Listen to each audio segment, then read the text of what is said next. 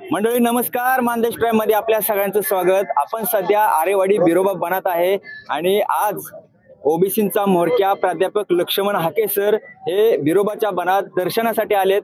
काय त्यांच्या भावना आपण जाणून घेऊया। सर खूप खूप स्वागत, तुमचं स्वागत झालंय आणि काय भावना तुमच्या? खरं तर मी माझ्या माणसात आलोय, मी रोजच आहे, पण जे आमची संस्कृती आहे, आमचा देव आहे, आमचा धर्म आहे, आमची एक वेगळी कल्चर आहे आणि ही बहुसंख्य लोकांची कल्चर आहे, पण हिला वाव अजून म्हणावा तसा शिक्षणामध्ये, नोकऱ्यांमध्ये किंवा राजकीय सामाजिक प्रतिनिधित्वामुळे मध्ये किंवा कलाकारी क्षेत्रामध्ये जी संस्कृती सस्टेन करणारा हा माझा समाज आहे, जो पशुपालक आहे, जो रानामळ्यातून काबाड कष्टाची कामं करतोय, जो या महाराष्ट्राच्या भूमीवरचा आदिम आहे, आदिवास करणार आहे, ती माणसं आजही डोंगराच्या कुशीला राहताना दिसतात, आजही आपली संस्कृती जगताना दिसतात।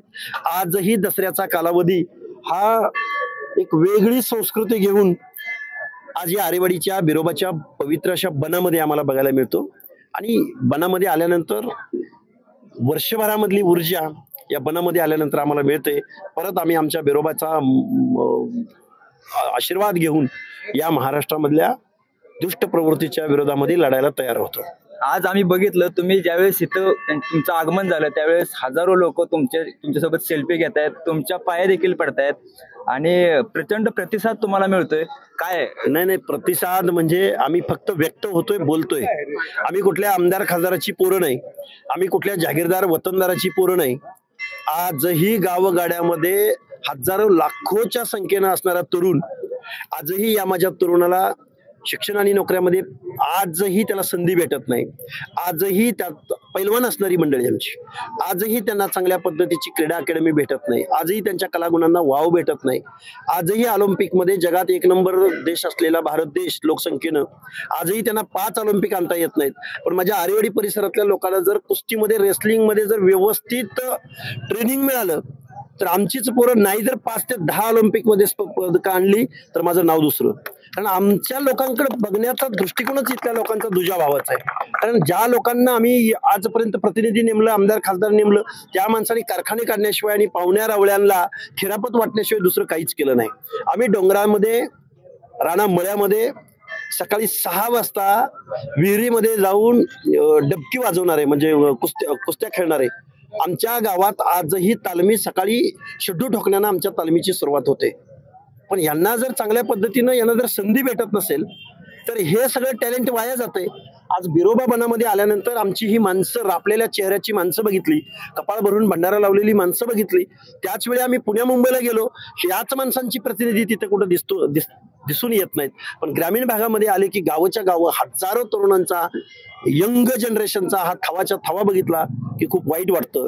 हे मायबाप सरकारला कुठेतरी समजावं या दृष्टिकोनातून आम्ही चळवळ करतोय आणि आरेवाडीच्या बिरोबाच्या बनात आलं की वर्षभरासाठी आम्हाला ऊर्जा मिळते, वर्षभराच्या लढाईसाठी बळ मिळतं आणि जेव्हा केव्हा आम्ही आमच्या भागात येतो त्यावेळी आम्ही बिरोबाचं दर्शन घ्यायला येतोच। एक शेवटचा प्रश्न, तुमच्यासाठी अनेकांनी देवाला साकडं घातलंय बिरोबाला, आता तुम्ही आल्यानंतर आम्ही बघितलं की अनेक जणांच्या इच्छा पूर्ण झाल्या की तुम्ही इथं आलाय, अनेक जणांनी साकडं घातलं, त्यापैकीच अमोल पांढरे सरांनी देखील तुमच्यासाठी साकडं घातलं होतं आणि ते पूर्ण झालं। हे या भावना आहेत त्यांच्या, या भावना माझ्यापर्यंत पोहोचतायत, या भावना माझं मॉरल वाढवण्यासाठी, बळ वाढवण्यासाठी।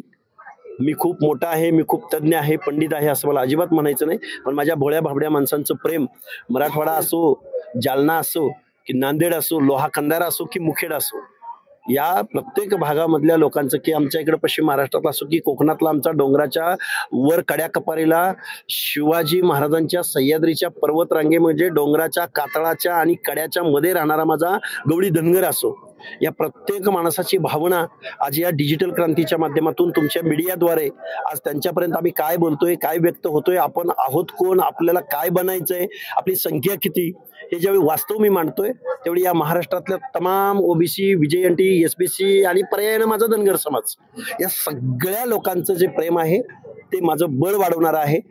अजून आपल्याला खूप मोठी क्रांती घडवायची आहे, स्वर्गीय BK कोकरेंचा वारसा चालवायचा आहे, शिवाजीराव बापू शेंडगेंचं सामाजिक कार्य पुढे घेऊन जायचंय।